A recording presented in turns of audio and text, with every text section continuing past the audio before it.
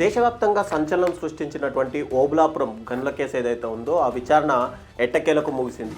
సుమారు 13.5 సంవత్సరాలు కొనసాగిన ప్రక్రియలో న్యాయస్థానం ఇప్పటివరకు 219 మంది సాక్షులను విచారణ జరిపి 3,400కు పైగా డాక్యుమెంట్లను పరిగణలోకి తీసుకుంది. ఇక వాదనలు పూర్తి కావడంతో హైదరాబాద్లోని ఏదైతే సిబిఐ కోర్టు ఉందో అది సంచలన తీర్పును ప్రకటించింది. ఇందులో దోషులుగా మొదటి నుంచి అనుమానం వ్యక్తం చేస్తున్నటువంటి సబితా ఇంద్రారెడ్డి, కృపానందంని ఇప్పుడు నిర్దోషులుగా తేల్చినటువంటి సిబిఐ కోర్టు గాలి జనార్దన్ రెడ్డి, ఆయన సోదరులైనటువంటి బివి శ్రీనివాస్ రెడ్డి, విడి రాజగోపాల్, కె మెఫజ్ అలీ ఖాన్ను దోషిగా తేల్చుతూ తుది తీర్పు అయితే వెల్లడించింది. అసలు ఓబులాపురం గనుల కేసులో సిబిఐ వినిపించినటువంటి వాదనలేంటి, జరిగిన అక్రమాలేంటి అనేది మనం ఈ వీడియోలో తెలుసుకునే ప్రయత్నం చేద్దాం. ముఖ్యంగా అసలు ఓబులాపురం గనుల కేసుకు సంబంధించి ఆంధ్రప్రదేశ్ మరియు కర్ణాటక రాష్ట్రాల్లో ఏదైతే ఇనుప ఖనిజ తవ్వకాల్లో జరిగిన అక్రమాలకు సంబంధించిన ఒక ప్రముఖ కుంభకోణమే ఈ ఓబులాపురం మైనింగ్ కేసు. గాలి జనార్దన్ రెడ్డి, అతని సోదరులైనటువంటి జి కరుణాకర్ రెడ్డి, జి సోమశేఖర్ రెడ్డి మరియు ఆయన సమీప బంధువు బావమరిది వరుస అయినటువంటి బివి శ్రీనివాస్ రెడ్డి ఈ కంపెనీని నిర్వహించారు. అయితే ఈ కేసు అక్రమ మైనింగు, అవినీతి, ప్రభుత్వ ఆదాయానికి నష్టం కలిగించడం అటువంటి ఆరోపణలు మెయిన్గా ఈ కేసు పైన సిబిఐ అయితే దృష్టి సారించింది. అసలు ముఖ్యంగా ఈ గనుల గురించి మాట్లాడుకునేటప్పుడు ఆంధ్రప్రదేశ్లోని అనంతపురం జిల్లాలో ఉన్నటువంటి ఓబులాపురం మరియు మల్పనగుడి గ్రామంలో ఈ ఓబులాపురం మైనింగ్కి సంబంధించి ఇనుప ఖనిజ గనులు ఉంటాయో వాటిని లీజుకి అయితే కట్టబెట్టారు. ఈ లీజులు దాదాపు 68.5 హెక్టార్లు ఒక దగ్గర, మరో దగ్గర 39.5 హెక్టార్లు, అంటే మొత్తంగా చూసుకుంటే 134 హెక్టార్లలో సుమారు 100 మిలియన్ టన్నుల ఇనుప ఖనిజ నిల్వలు ఉన్నాయని చెప్పి అప్పట్లో ఒక అంచనా అయితే వేశారు. ఈ గనులు క్యాప్టివ్ మైనింగ్ కోసం మంజూరు చేశారు. అంటే ఇక్కడ క్యాప్టివ్ మైనింగ్ అంటే ఏంటి అనేది ముఖ్యంగా తెలుసుకుంటే, ఖనిజం ఏదైతే ఈ మైనింగ్ ద్వారా వచ్చినటువంటి ఖనిజం ఉంటుందో దాన్ని స్థానిక ఉక్కు పరిశ్రమల్లోనే మాత్రమే ఉపయోగించాలి. వీటిని ఎక్కడా కూడా ఎగుమతి చేయడానికి వీల్లేదు. అయితే అప్పటి ఇండస్ట్రీ సెక్రటరీగా ఉన్నటువంటి వై శ్రీలక్ష్మి అనే ఐఏఎస్ ఆఫీసర్ ఈ నిబంధనలను తొలగించినట్టు ఆరోపణలు వచ్చాయి.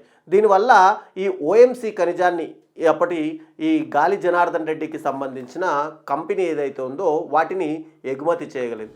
అప్పటి మైన్స్ మంత్రి ఏదైతే సబితా ఇంద్రారెడ్డి ఉన్నారో ఆవిడ ఒత్తిడి వల్లనే ఈ నిర్ణయం నేను తీసుకున్నాను అని చెప్పి కూడా శ్రీలక్ష్మి గతంలోనే సిబిఐ కోర్టులో తన తరపున వాదనలు అయితే వినిపించారు. అయితే సిబిఐ ఈ ఆరోపణలను తోసిపుచ్చుతూ వచ్చింది. ఓఎంసీ లీజు పరిధిని మించి కర్ణాటకలో ఉన్నటువంటి బళ్ళారి మరియు ఆంధ్రప్రదేశ్ రాష్ట్రంలో ఉన్నటువంటి అనంతపురం ప్రాంతాల్లో అక్రమంగా మైనింగ్ చేసినట్టు ముఖ్యంగా ఆరోపణలు అయితే వచ్చాయి. ఇది ముఖ్యంగా అటవీ భూములలో కూడా ఉండడంతో దీనివల్ల పర్యావరణానికి కూడా తీవ్ర నష్టం కలిగింది అనేది కూడా సిబిఐ అయితే వాదించింది. సిబిఐ ఏదైతే దర్యాప్తులో 2006 నుంచి 2011 మధ్య ఈ ఓఎంసీ కర్ణాటక నుంచి దాదాపుగా 71.61 మిలియన్ టన్నుల ఇనుప ఖనిజాన్ని అనుమతి లేకుండా ఎగుమతి చేసినట్టు తేలాయి. ఇది రాష్ట్రానికి 884.13 కోట్ల రూపాయల నష్టాన్ని కలిగించింది. ఇక కర్ణాటకలోని లోకాయుక్త ఇచ్చినటువంటి నివేదికలో జీరో రిస్క్ సిస్టమ్ అనే దోపిడీ రాకెట్ను ఈ గాలి జనార్దన్ రెడ్డి కంపెనీ నిర్వహించినట్టు వెల్లడైంది. ఓఎంసీతో పాటు రెడ్డి సోదరుల యాజమాన్యంలో ఉన్నటువంటి, అంటే గాలి జనార్దన్ రెడ్డి యాజమాన్యంలో ఉన్నటువంటి ఇతర సంస్థలు చూసుకుంటే కనుక అసోసియేటెడ్ మైనింగ్ కంపెనీలు కానీ, జిఎల్ఏ ట్రేడింగ్ కంపెనీలు కానీ, జీజేఆర్ హోల్డింగ్స్ కానీ విదేశీ కంపెనీలకు అక్రమ మొత్తంలో ఇక్కడి నుంచి డబ్బును బదిలీలు చేసి ట్యాక్స్ షెల్టర్లలో అక్కడ నిర్వహించారు అని చెప్పి కూడా ముఖ్యంగా ఆరోపణలు ఉన్నాయి.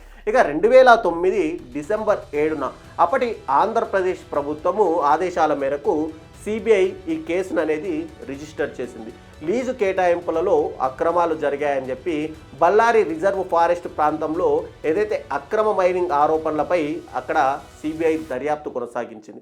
ఇక 2011 సెప్టెంబర్ 5వ తేదీన గాలి జనార్దన్ రెడ్డితో పాటు అతని బావ అయినటువంటి బివి శ్రీనివాస్ రెడ్డిని సిబిఐ కూడా అరెస్ట్ చేసింది. తర్వాత అప్పటి director of mines and geology V D Rajagopal మరియు ఇతర అధికారులను కూడా సిబిఐ అరెస్ట్ చేసింది. అయితే 2011 డిసెంబర్ 3న సిబిఐ ఒక 186 పేజీల ఛార్జ్ షీట్ని దాఖలు చేసింది. ఇందులో గాలి జనార్దన్ రెడ్డి కానీ, శ్రీనివాస్ రెడ్డి, రాజగోపాల్ మరియు ఓఎంసీపై టోటల్గా ఇక్కడ సెక్షన్లు ఏవేవి నమోదు చేశారో చూస్తే కనుక సెక్షన్ 120B అంటే క్రిమినల్ కుట్ర, ఇక సెక్షన్ 420 అంటే మోసానికి సంబంధించి, సెక్షన్ 409 పబ్లిక్ సర్వెంట్ చేత నమ్మక ద్రోహం చేయించారు అని చెప్పి, ఇక 468 అండ్ 471 ఫోర్జరీ మరియు ప్రివెన్షన్ ఆఫ్ కరప్షన్ యాక్ట్ కింద ఇక్కడ సిబిఐ అయితే కేసులు నమోదు చేసింది. ఇక 2012లో జనార్దన్ రెడ్డి అప్పట్లో కండిషనల్ బెయిల్ కోసం అప్లై చేసుకుంటే 2013 జూన్లో అప్పటి హైకోర్టు అంటే ఉమ్మడి హైకోర్టు ఏదైతే ఉందో ఆంధ్రప్రదేశ్కి సంబంధించి దాన్ని కొట్టేసింది. అప్పటి ఇండస్ట్రీస్ సెక్రటరీ వై శ్రీలక్ష్మి పైన కూడా సరైన ఆధారాలు లేనందున తెలంగాణ హైకోర్టు నవంబర్ 2022లో ఆమెకైతే క్లీన్ చీట్ ఇచ్చింది. ఇక ఈ మొత్తం వ్యవహారానికి సంబంధించి రాజకీయ కుట్ర కోణం గురించి మనం మాట్లాడితే అప్పటి కాంగ్రెస్ ముఖ్యమంత్రి రోషయ్య మరియు జగన్మోహన్ రెడ్డి మధ్య ఏవైతే రాజకీయ ఒడిదుడుకులు అంటే ఇద్దరి మధ్య భేదాభిప్రాయాలు రావడంతో ముఖ్యంగా ఈ కేసు నమోదయ్యింది అనే ఒక ఆరోపణలు కూడా తెరపైకి వచ్చాయి. అప్పటి ముఖ్యమంత్రిగా ఉన్నటువంటి వైఎస్ రాజశేఖర్ రెడ్డి హయాంలో ఈ లీజులు మంజూరు కావడం, అతని ప్రభుత్వంలోని అధికారులు ఈ ఓబులాపురం మైనింగ్కి సంబంధించి అనుకూలంగా వ్యవహరించినట్టు కూడా సిబిఐ టోటల్గా ఈ కేసులో అయితే తేల్చింది.